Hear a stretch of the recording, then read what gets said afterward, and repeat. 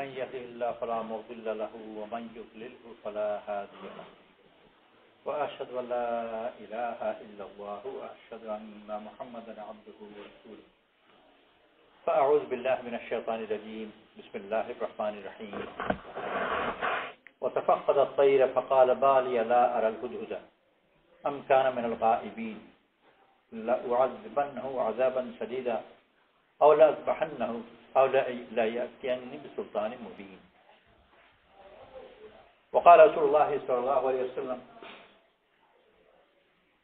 من أحدث في أمرنا هذا ما ليس منه فهو رد وقال عليه الصلاة والسلام من سن في الإسلام سنة حسنة فله أجرها وأجر من عمل بها من بعده أو كما قال عليه الصلاة والسلام من أحدث في أمرنا هذا ما ليس منه فهو رد আমাদের এই বিষয় অর্থাৎ দিনের মধ্যে আহদাস একটা নতুন জিনিস করা, যেটা নতুন জিনিস করলো এই দিনের মধ্যে, এইটা আল্লাহর কাছে গ্রহণযোগ্য না, যেমন মজবুত বলি প্রত্যাখ্যিত, আর রদ হলো যেটা প্রত্যাখ্যান করা হয়, এটা গ্রহণযোগ্য না।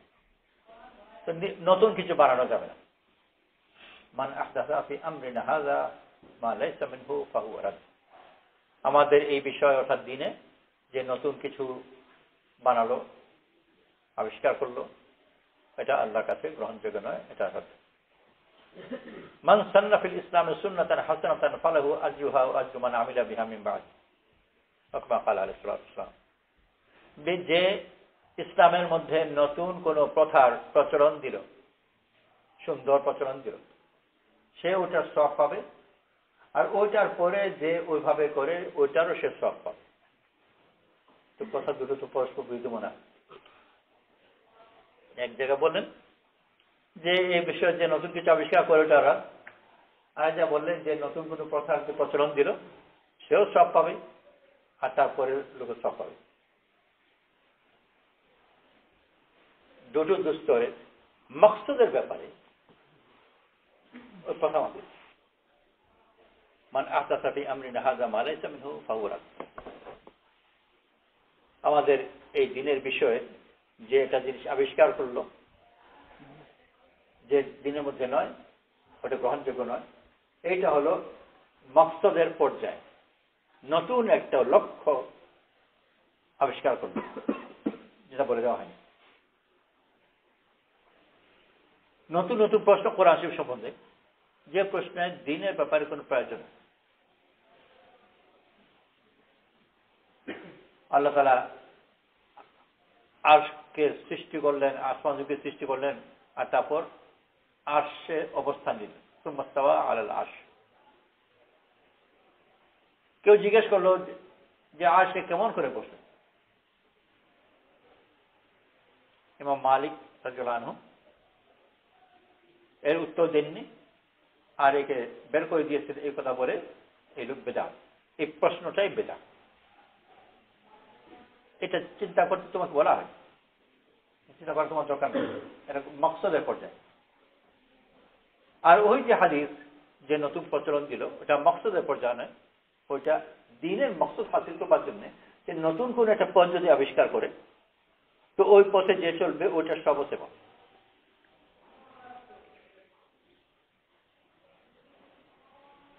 মিশর এক লোক ছিল, তো কোরআন শরীফ সম্বন্ধে নতুন নতুন প্রশ্ন করত।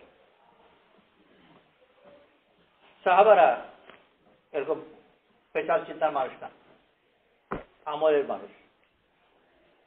আমল যে করে ও অনর্থক চিন্তা করে,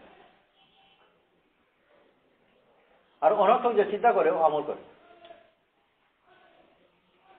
সাহাবার আমল জগতে অর্থহীন চিন্তার মধ্যে তারা থাকতেন। আর সেই লোক হচ্ছে বেআমলি লোক, বসে বসে চিন্তা করে, আবিষ্কার করে, আর মানুষের নতুন নতুন জিনিস পছন্দ করে। সব ব্যাপারই একই জামা অনেকদিন পরা পরে নকশানিয়ত বোঝা চলে, তারা একই জামা বেশি পছন্দ করবে। আল্লাহ কোনো আবিষ্কার আপত্তি নেই, ওই সারা জীবন একই জামা পড়তে থাকে। কিন্তু নফসানিয়ত বলার পর দুপুরে যে খাবার খেয়েছে ওইটা রাত্রেবেলা প্রশ্ন করবে না, অন্যটা হওয়া যায়। আর যা জানে রহমতুল্লাহ আলাই, ও 40 বছর থেকে ছাতুই খেয়ে যাচ্ছে, বলেন না ঠিক আছে আজকে ছাতুটা একটু অন্যরকম করে করি, তাও না, কোনো ব্যাপারই। নফসানিয়ত নতুন নতুন চায়, বিশেষ করে যখন খুব বেশি নফসানিয়তের মধ্যে আগে যায় তো নতুন নতুন চিন্তা আবিষ্কার করতে চায়, তখন দর্শন ইত্যাদি করে। তো সেই লোক নতুন নতুন প্রশ্ন করে কোরআন শরীফ সম্বন্ধে, যেসব প্রশ্ন সাহাবাদের মাথায় খেয়াল মধ্যে কখনো আসেও নি, করেনও নি, আর এইসব প্রশ্নে তাদের উত্তর জানেন না। আর সব প্রশ্ন থাকলে যে উত্তর আসতে থাকে না, অনেক প্রশ্ন তার উত্তর নেই।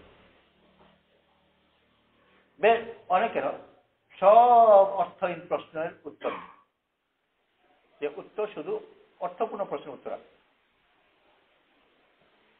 ফালতু প্রশ্নের উত্তর নেই। তো সাহাবার উত্তর দিতে পারতেন না, আর তার এটা খুব মজা লাগতো। এই জমানার কোনো পাওয়া যায়, নিজে অনেক সময় পেয়েছে, এরকম বলে যে অনেক সময় আমার কাছে যা গেলে তাকে খুব বেশি একটু পামটাম দেবে, আপনি একজন শিক্ষিত লোক, আপনাকে যে বলি এই প্রশ্ন আমি অনেকের কাছে করেছি, কিন্তু সন্তুষ্ট উত্তর কেউ দিতে পারেনি। তো প্রথম ভূমিকাতে বলে যে অনেকের কাছে আমি প্রশ্ন করেছি, আপনি ইনশাল্লাহ পারবেন, আপনি একজন জ্ঞানী লোক। তারপর এখানে সে সদস্য উত্তর পাবে না, আর তারপর বললে স্যারকেও জিজ্ঞেস করলাম,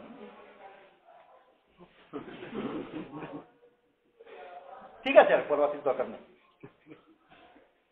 আজকাল লোকে পড়াশোনা বা এর চর্চাই কম। ওরকম প্রশ্ন করবে, একে উত্তর দিতে পারলো না, তার খুব আনন্দ লাগে, ফুর্তি লাগে, নফস খুব মজা পায়। তো সেই লোকেরও মিশরের সাহাবা থেকে এসে এসে প্রশ্ন করতো, আর সাহাবার উত্তর দিতে পারতেন না, তার খুব মজা লাগে।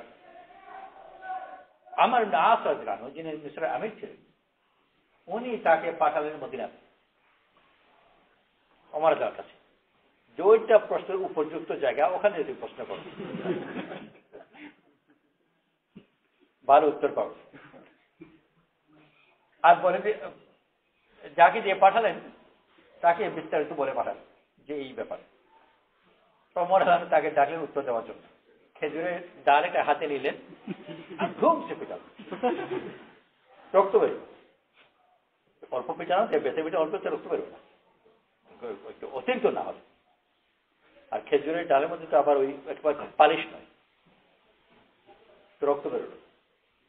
তারপর ওকে বিদায় করলেন, পরের দিন আবার ডেকে পাঠালেন। আগের দিন রক্ত বেরোয়েছে, একদিন পরে ওটা ফুলে টুলে আলাদা কি অবস্থা হয়েছে, ওইটার উপর দ্বিতীয় দিন আবার পিটে। তো দ্বিতীয় দিন এটা নিশ্চয়ই প্রথম দিনের চেয়ে আরো বেশি কষ্ট ছিল, গায়ে আগে থেকে ব্যথা খুব মেরেছে, হালকা মান ভালো। তারপর বিদায় দিয়েছে, তৃতীয় দিনে আবার ডেকে, আরো বুঝতে পেরেছে। আর বুঝতে আগেই বলল যে আমিরুল মুমিনিন, আপনি যদি আমাকে কতল করতে চান তাহলে সুন্দরভাবে কতল করুন। মানে মার ওই পর্যায়ে সে ভাবকে বুঝে একটু মারতে মারতে মারতে মারতে মেরেই ফেলবে, আর একদিনে মারবে না, ঝুলিয়েছিল কয়দিনে মারবে। তো বললো যে আমাকে যদি মারতে কতল করতে চান তা সুন্দরভাবে কতল করুন, এটা শুরুতে একটা হুকুম, ধার ছুরি দিয়ে, এরকম নয় যে খেজুর ডাল দিয়ে পিটাতে পিটাতে। আর যদি রোগ সারাতে চান, আল্লাহর কসম রোগ সেরে গেছে।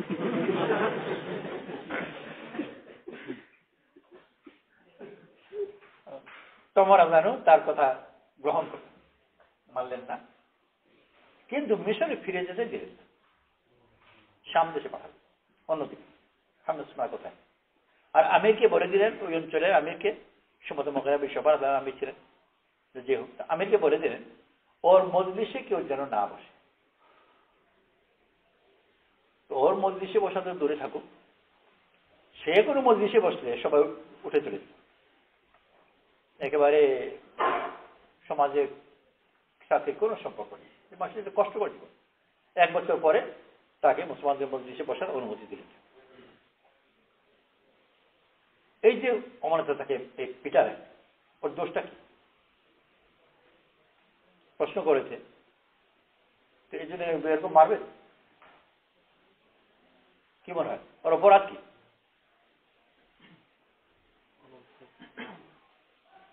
ওর অপরাধ বেদা।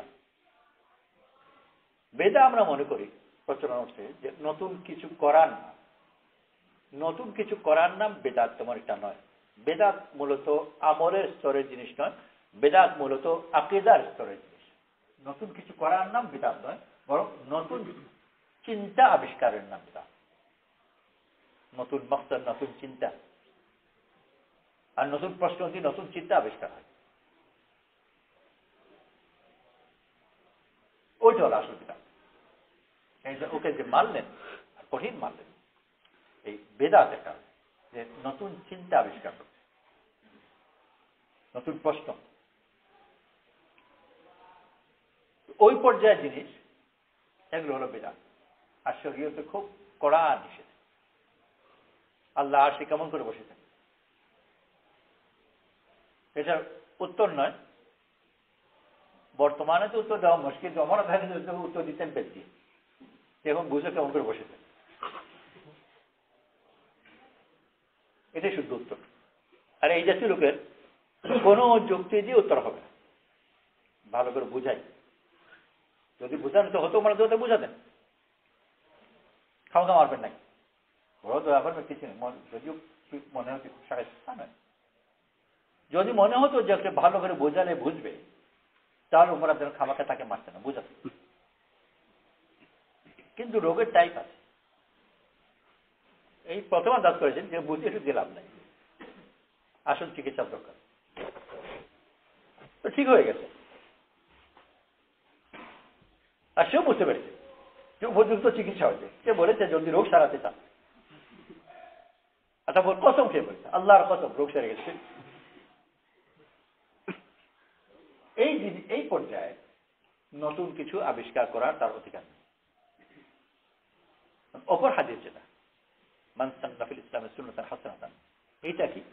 এইটা হচ্ছে সম্পূর্ণ ইসলামের ইতিহাস।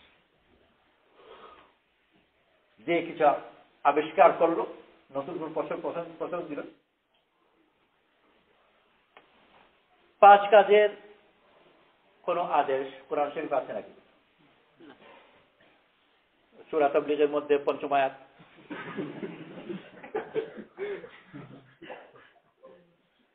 তো সূরা তাবলীগের এক আয়াতও 5 কাজের নাই।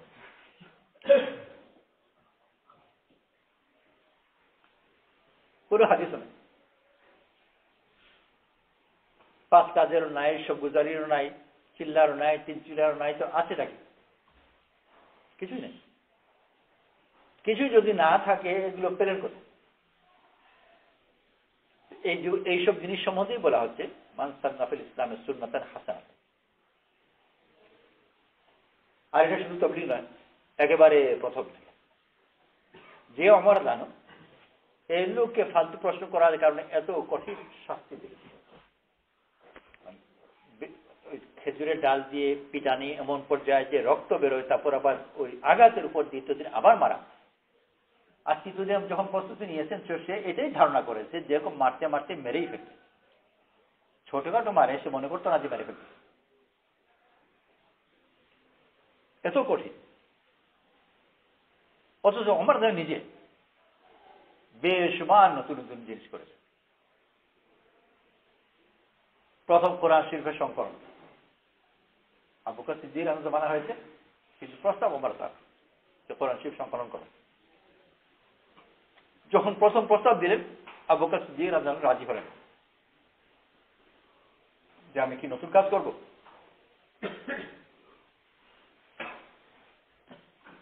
আমাকে এটা আদেশ দেওয়া হয়, ওই যে বলছেন যে দিনের একটা মৌলিক উসুলের মধ্যে এটা মেনে চলা, আমাকে বলা হয়। আর নতুন জিনিস করা আর মেনে চলা এক জিনিস না, মেনে চলা বিরুদ্ধে। কিন্তু আবু বকর সিদ্দিক রাজি হলেন না, কিন্তু আবার রাজি হয়েও গেলেন। আর আবু বকর সিদ্দিক রাদিয়াল্লাহু এটা সম্পূর্ণ দায়িত্ব নিলেন। এটার জন্য যায়েদ ইবনে সাবিত রাদিয়াল্লাহু ডাকলেন, ওনাকে দায়িত্ব দিলেন।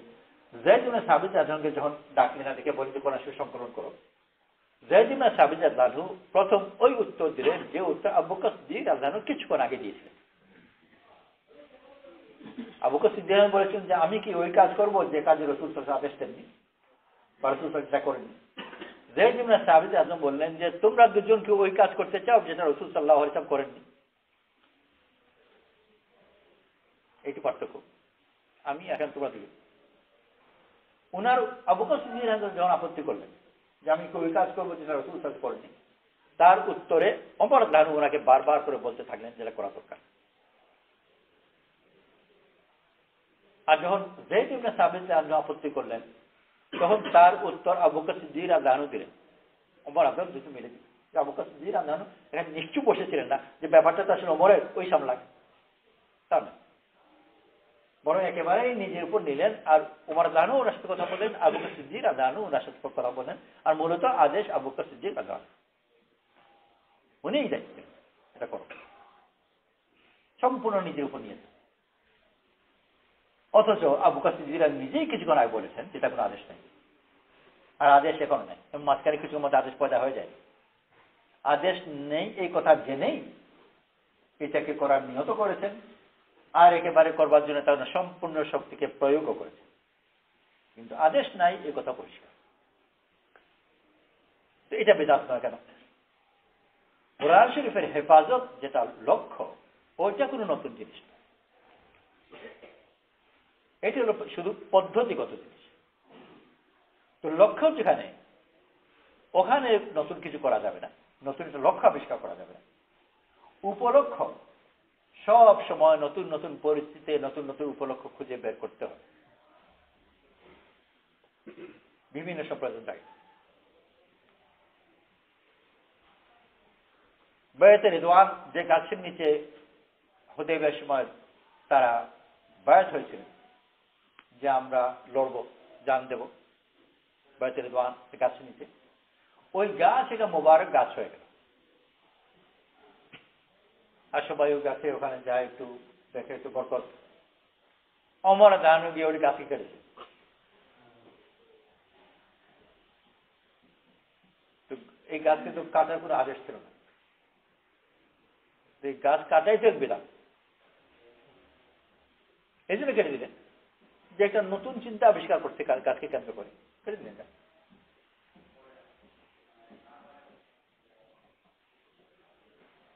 ওমর রাদিয়াল্লাহু আনহু হাদিস সম্পর্কে চিন্তাও করলেন, কিন্তু আদেশ দিলেন, ইতস্ত করলেন, পরামর্শ করলেন, শেষ পর্যন্ত হাদিসের ব্যাপারে কিছু বললেন না। কোরআন শরীফ সংকলনের ব্যাপারে তো বললেন এটা করা হলো। পরবর্তীকালে মুহাদ্দিসিনরা এসে এই হাদিস সংকলন করলেন, অথচ তাদের কাছে এই ব্যাপারে কোনো আদেশ আসেনি। ওখানে ছিল শুধু রাসূল সাল্লাল্লাহু আলাইহি ওয়াসাল্লাম, এখানে তো আরো বেশি। রাসূল সাল্লাল্লাহু আলাইহি ওয়াসাল্লাম গেলেন, 4 জন খলিফা গেলেন, তারপর বড় বড় ইমামরা গেলেন, যাদের মধ্যে 4 জনকে আমরা চিনি, 4 বড় ইমাম। এত বড় সব খলিফা ইমামরা সব গেলেন, কেউ হাদিস সংকলনের জন্য পরিষ্কারভাবে কিছু বললেন না, কিছু কিছু করেছেন যদি ইমামরা। কিন্তু পরবর্তী মুহাদ্দিসিনরা করলেন, অবশ্যই কোনো আদেশ ছিল না। কিন্তু কেউ বলছে না যে হাদিস লেখা একটা বিদআত, এটা নতুন জিনিস। এই জন্য যে দ্বীনের হেফাজতের মধ্যে পড়ে, আর দ্বীনের হেফাজতের আদেশ আছে, এই বিশেষ পদক্ষেপের নাই।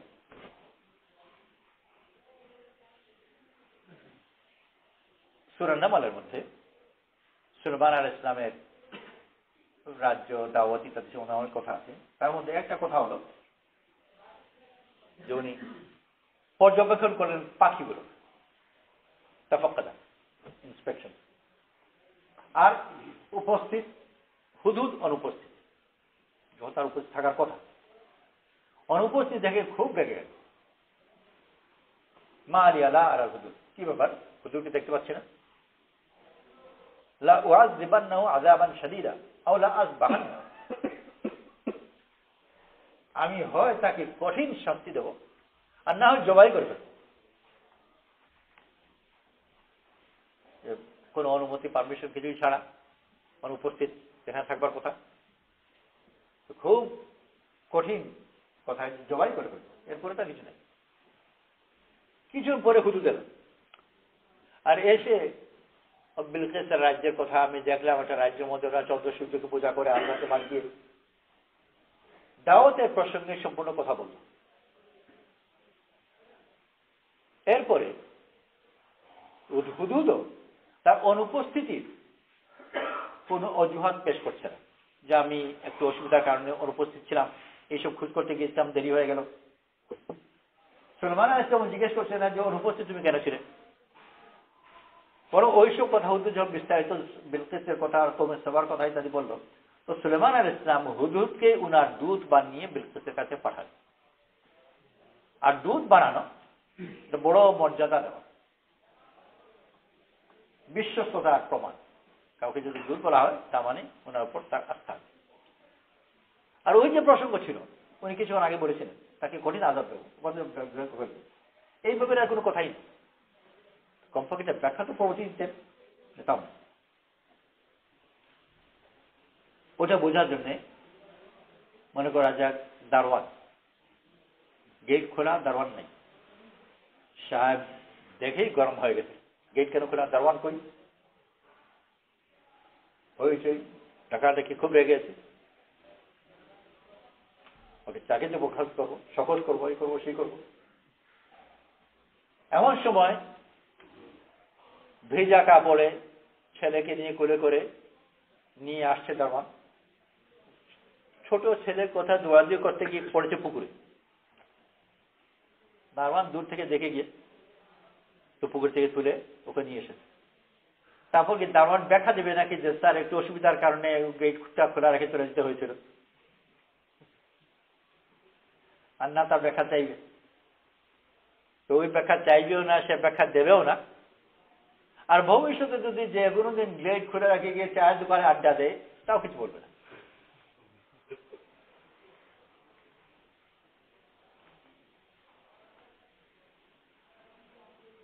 কারণ সে ছেলেকে বাঁচিয়েছে।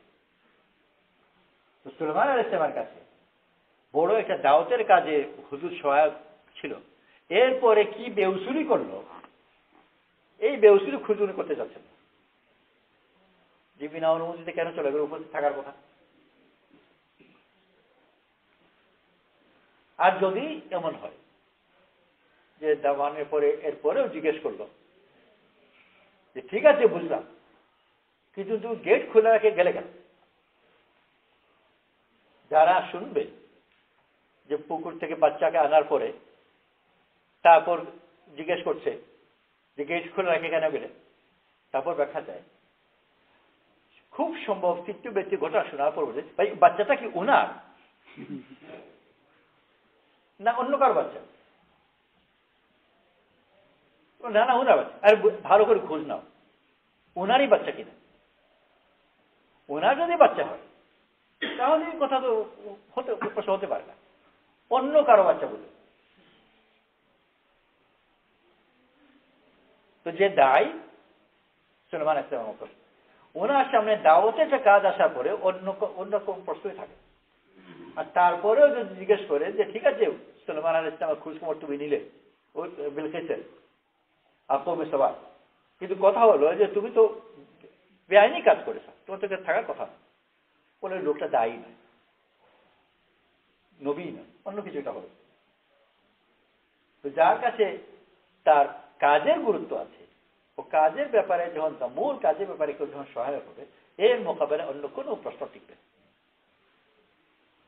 তো সুলাইমান আলাইহিস সালামের কাছে উনি কিছুক্ষণ আগেই এত রাগ, আর যখন বিলকিসের খবরটা দিনে এলো, এরপরে সুলাইমান আলাইহিস সালামের কোনো রাগ তোর প্রশ্নই উঠে না, না আছে ব্যাখ্যা দাবি, না এটাকে কেন তুমি ছিলে, না সে বলছে, না সুলাইমান আলাইহিস সালাম চাচ্ছেন, বরং তাকে দুধ বানিয়ে পাঠাবে বিলকিসের কাছে। তো এই দিনের সম্পূর্ণ ইতিহাসই হলো যে নতুন নতুন জিনিস করা, কে করবে? যে ফিকির করা। আর এই ফিকিরেরই আল্লাহর কাছে বড় কুরআন শরীফ সংগত হয়ে গেল আবু বকর সিদ্দিকের জামানায়। ওই কুরআন শরীফ যেসব বানানো হয়েছিল ওইটাতে না আছে নোক্তা আর না আছে জের জবর। ওই কুরআন শরীফ যদি বর্তমানে কাউকে এনে দেয়, ও শুধু হাফিজ পড়তে পারবে, আর কেউ পড়তে পারবে।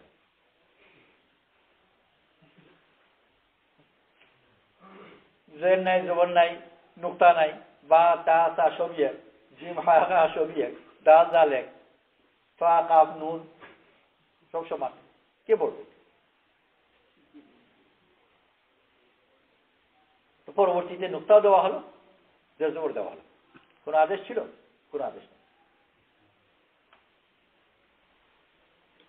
এই যে পরবর্তীতে যারাই এখন কোরআন শরীফ পড়ছে, যারা কোরআন শরীফ সংকলন করেছেন, যারা জের জবর দিয়েছেন, যারা নুক্তা দিয়েছেন, এই তিলাওয়াতের সওয়াব ওদের কাছে যাবে।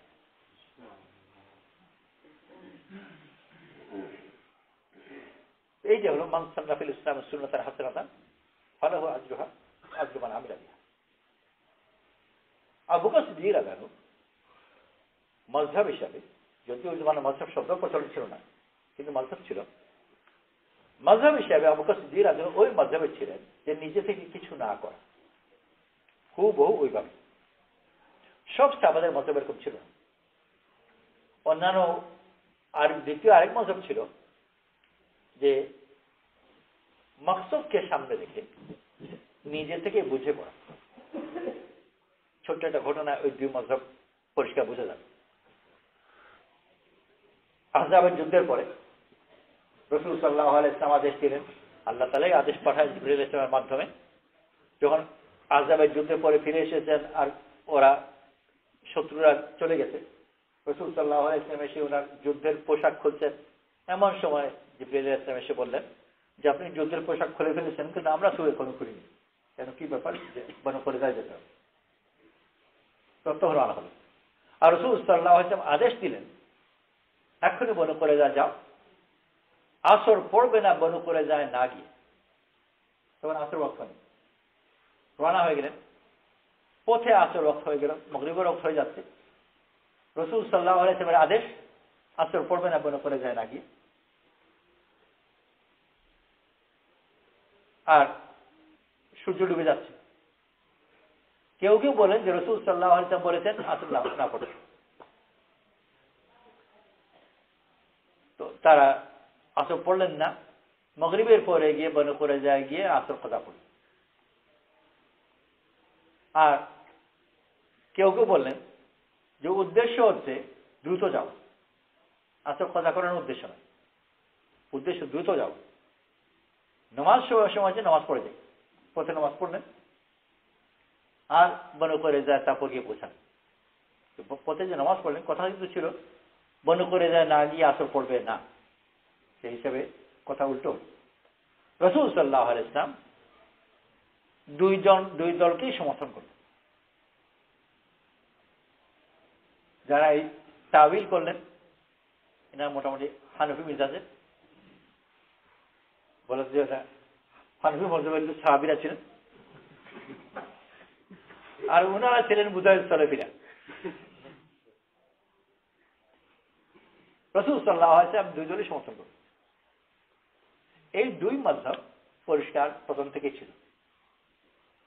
সরাসরি যে শব্দ প্রচলিত ভাবে ব্যবহার ওটাই, আর আরেকটা হলো তার ব্যাখ্যা।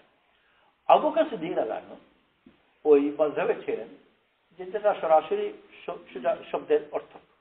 আর ওমর রাদিয়াল্লাহু আনহু অনেক ক্ষেত্রে ওই অন্য মাযহাবে ছিলেন যে বুঝতে হবে যে লক্ষ্য। কিন্তু তার মানে এটা নয় অন্য কথা মানবেন না। কোরআন শরীফ সংকলনের কথা আবু বকর সিদ্দিক রাদিয়াল্লাহু আনহু গ্রহণ করলেন, এটা ওনার মাযহাবের কথা নয়, এটা ওমর রাদিয়াল্লাহু আনহুর মাযহাবের কথা, কিন্তু এই ব্যাপারে এটা মানবেন। তো সাহাবাদের মধ্যে এরকম ভিন্ন মতামত ছিল। আর সেই হিসাবে নতুন নতুন জিনিস করেওছেন। ওমর রাদিয়াল্লাহু আনহু এগুলো অনেক করেছেন, কোরআন শরীফ সংকলন, নুকতা ইত্যাদি। সাহাবাদের সময় রাসূল সাল্লাল্লাহু আলাইহি ওয়াসাল্লাম বলেছেন, তারা করেছেন। ফরজ, ওয়াজিব ইত্যাদি ছিল না। পরবর্তীতে এই প্রশ্ন এসেছে যেগুলো কিন্তু গোছাতে হবে। কোরআন শরীফ, হাদিস শরীফ কোন জায়গায় মহিষের কোনো চর্চাই নেই। ছোট ছাগলের কথা আছে, মাছের কথা আছে কোরআন শরীফের ভিতরে, কিন্তু মহিষ বাদ পড়ে গেছে। মিশরে গিয়ে তো মহিষ পেলেন, মূল মক্কা মদিনা অবশ্য পঞ্চভূজ মহিষ নাই, কারণ মরুভূমি অঞ্চল, কিন্তু মিশরে আছে, এখন আছে। এখন মহিষ কি করা যায়, খাওয়া যায় কি খাওয়া যায় না, তার দুধ হালাল না হারাম, উত্তর তো এটা লাগবে, কিছুটা হবে যে হয় হালাল না হয় হারাম। তো এগুলো উত্তর বের করার জন্য ফকিদের ফিকা লেবেরা করতে হবে, তুলনা করে এই নীতি ওই কত কিছু, এগুলো তারপর ইমামরা করলেন। এইটাও নতুন একটা জিনিস, বর্তমানে ওগুলো ছাড়া কেউ চলতে পারবে না। মুহাদ্দিস যে হাদিস সংকলন করলেন, সম্পূর্ণ একটা জিনিস আলাদাই বলেছে হাদিস শাস্ত্র, হাদিস শাস্ত্রবিদ, সব কথাগুলো হাদিস শাস্ত্রের মধ্যে সব নতুন কথা। এই যে আজকাল আমরা বলি সাহিহ আর হাসান, এই কোনোটা একদম কোরআন শরীফ হাদিসের কথা না, এই সব সংজ্ঞাগুলো পরবর্তীতে দেওয়া। এসব জিনিস নতুন। আর যেগুলো এই যে পুরা দুনিয়া তবলিগের কাজ করছে, এই তবলিগের উসুলগুলো করতে বলা হয়েছে, কোনটা কোরআন হাদিস থেকে না, উসুল বলতে বুঝে এসবগুলো। এমনকি সবগুলো মোনা ইলিয়াস রহমতুল্লাহ জমানারও না, আজকাল তো মোনা ইলিয়াস রহমতুল্লাহ আলী বলে শুনেছি করছি, মোনা ইলিয়াস রহমতুল্লাহ আলী বলে কেউ যে পায় ওনাকে জিজ্ঞেস করেছে আপনি কি 5 কাজ বুঝেন, তো ওনাকে শেখানো সব বাবা এগুলো তো আমি বুঝি না, তো তোমরা যেরকম বুঝো সেভাবে করো।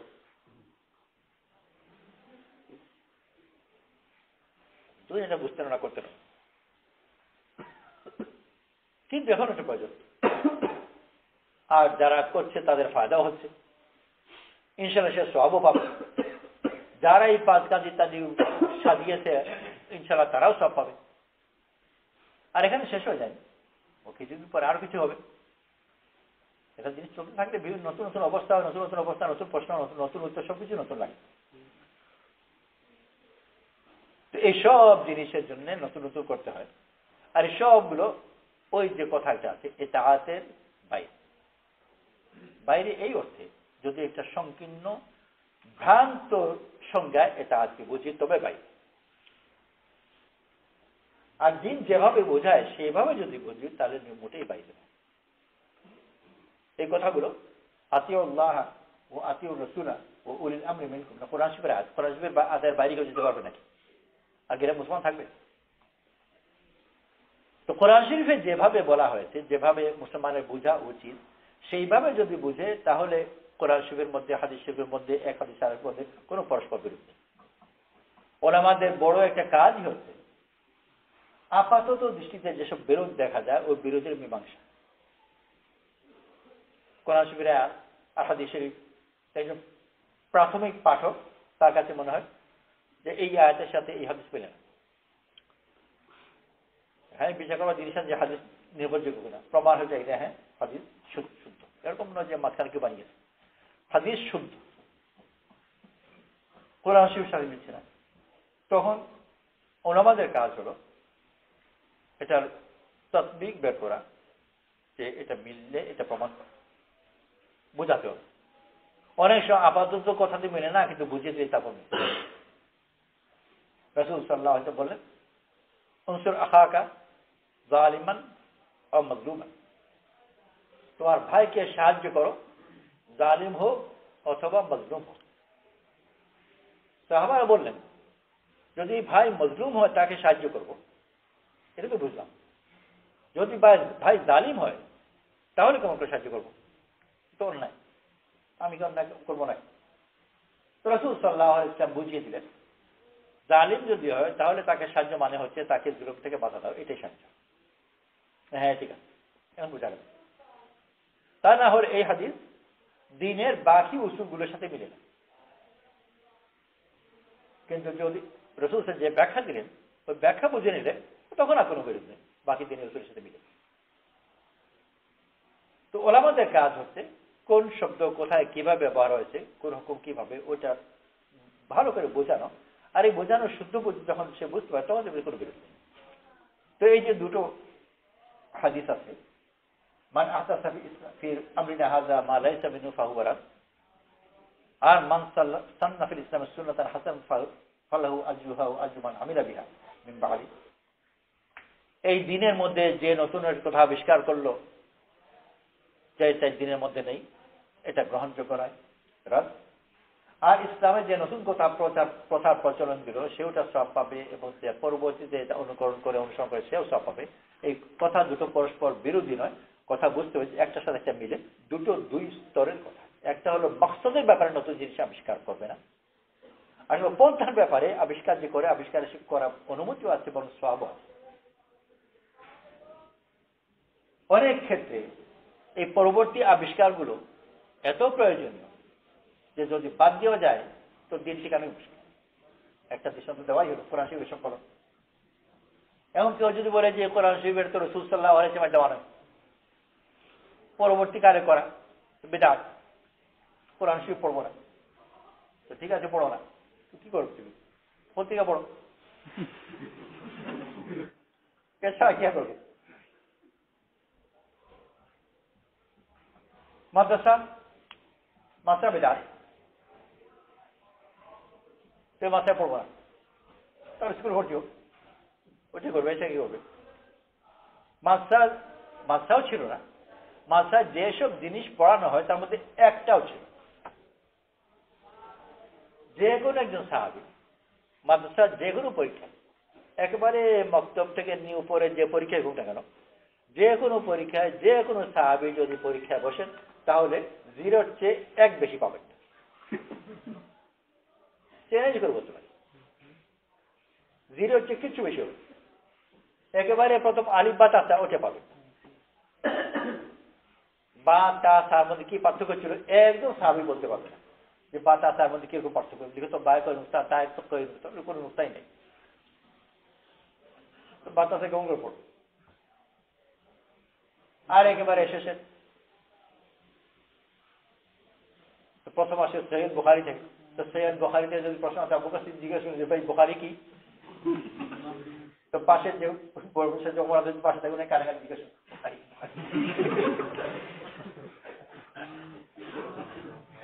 এটা তো কোনো উপায় নেই।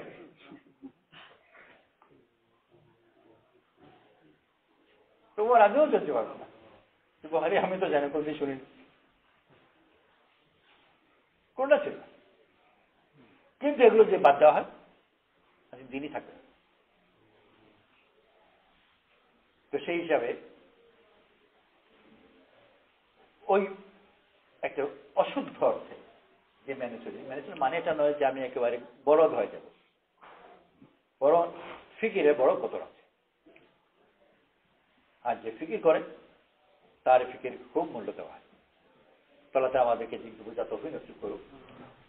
মূল নীতির ব্যাপারে তো বড় জিনিস, একটা নতুন জিনিস, নতুন চিন্তা, নতুন বক্তব্য আবিষ্কার করবো না, যিনি যেটা বলে দেওয়া হচ্ছে ওইটাই। আর বাকি চলতে গেলে প্রত্যেক অবস্থায় তাকে ছোট বড় নতুন নতুন জিনিস তাকে করতেই হবে। কখনো ছোটখাটো খেয়ালের মধ্যে পড়বে না, কেউ লক্ষ্য করবে না, আর কখনো কখনো একটু একটু বড় যেগুলো কেউ লক্ষ্য করবে যে এরকম জিনিস তো দেখি, কিন্তু করতে হবে বিভিন্ন পর্যায়ে। নতুন অবস্থা আসবে, সেই অবস্থার সামনে তাকে নতুন কিছু একটা পরিস্থিতি হবে, প্রশ্ন হবে, উত্তর হবে, তাকে দিতে হবে। তাহলে আমাদের করা তৌফিক নসিব করব। আর এর জন্যই তাকে যে যত বেশি ব্যাপারে ফিকিরমন্দ হয়, আল্লাহ তাআলা তার মধ্যে ঢাকান জায়গা বুঝে যখন যেরকম প্রয়োজন। কথা হলো যে নিজেকে যত বেশি ঢাকবে তাহলে তাকে সেভাবে বুঝে দেবে। দিনকে বোঝানোর জন্য দেবেন, তর্ক করার জন্য দেবেন, যখন যেটা দরকার, বিভিন্ন ক্ষেত্রে বিভিন্ন দরকার। ফেনীর সুফি সাহেব একজন আছেন, আগে দর্জি ছিলেন, লেখাপড়া জানেন না, তারপর দিনে খুব মেহনত করেছেন, এখন একটু বুড়ো হয়ে গেছেন, দুপুর হয়ে গেছেন, কিন্তু খুব ওই ছোট্ট একটা বাড়ি ছিল, ওই এক বাড়ি বিক্রি করে বহুবার সফর করে, বাড়ি বিক্রি করে গুণে সফর করে, বাড়ি মোটামুটি ছোট বাড়ি বিক্রি করলে তখনকার ধারে কাছে একটা সফরের টাকা হয়ে যেত। তো গেলেন, ফিরে আসার পরে আবার কেমন কেমন করে ওই বাড়ি আবার কিনে ফেলতেন। আবার আরেকটু হচ্ছে আবার বাড়ি বিক্রি করলেন, তখন ওই বাড়ি মধ্যে 2-3 বার বিক্রি করেছেন। আল্লাহ তাআলা চালায়। আর গাছ তো করতে থাকেন, সব ধরনের লোকের কাছে যান। একবার গেছেন এক ব্যারিস্টারের কাছে। ব্যারিস্টার আধুনিক মানুষ, আর খুব তখন সময় দেখেছে না, কিন্তু পছন্দ করে না। তো ওরা বলছেন যে কি একটা কাজ, আপনি সব পাগল ছাগলরা কাজ করে। তো উনি বলছেন যে স্যার আমরা তো ভালো ছাগল পাই না, সেই জন্য তো আপনার কাছে এলাম।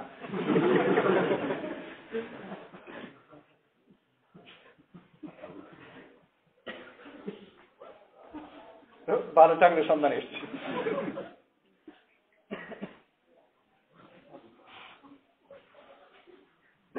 কোন কিতাবের মধ্যে আছে?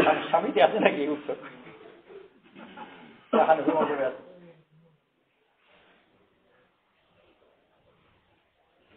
চলতে গেলে তাকে চলতেই হবে। আল্লাহ তাআলা তৌফিক নসিব করুন।